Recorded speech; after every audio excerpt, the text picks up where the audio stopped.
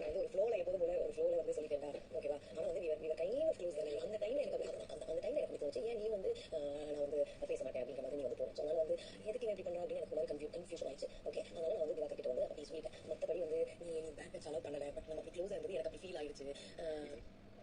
அப்படி ஃபீல் ஆயிடுச்சு. இன்னும் தப்பிட்டெல்லாம் இல்லை. நோ சூடு நோ சுரணை ஃபார் கம்ருதீன் போல காலையிலேருந்து ஒரு சில விஷயங்கள்லாம் நடந்ததை பார்க்கும்போது அப்படிதான் சொல்லணும்னு தோணுச்சு. நேற்று விஜய் சேதுபதி அவர்கள் அவ்வளோ விஷயங்களை சொல்லியிருந்தாப்புல. அது இல்லாமல் ஹவுஸ் மேட்சுமே நிறைய பேர் நிறைய விதமாக சொல்லியிருந்தாங்க. உங்களோட கேமை வந்து அவங்க ஓவர்டேக் பண்றாங்க, பார்த்து விளையாடுங்க அப்படின்ற மாதிரி அவங்களுக்கு தோணுன விஷயம் சொல்லி வச்ச மாதிரி நிறைய பேர் சொல்லியிருந்தாங்க. இதுக்கப்புறமாவாச்சு கம்ருதீன் வந்து ஒழுங்கா விளையாடுவாரு அப்படின்ற மாதிரி எதிர்பார்க்கப்பட்டுச்சு. பட் அந்த மாதிரி விளையாடினாரா அப்படின்னு கேட்டா காலையில இருந்து நடந்த ஒரு சில சம்பவங்கள் இந்த ப்ரோமோஸ்லாம் நீங்களே பார்த்துருப்பாங்க. லைவ் பார்த்தவங்களுக்கு இன்னும் நல்லா தெரிஞ்சிருக்கும்.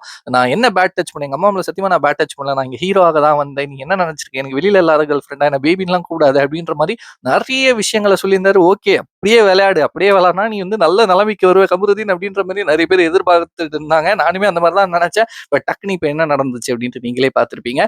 இந்த மாதிரி உட்காந்து கொஞ்சம் கட்டி பிடிச்சிக்கிட்டு பேசிக்கிட்டு இந்த மாதிரி மறுபடியும் வந்து நார்மல் மோடுக்கு வந்துட்டாங்க.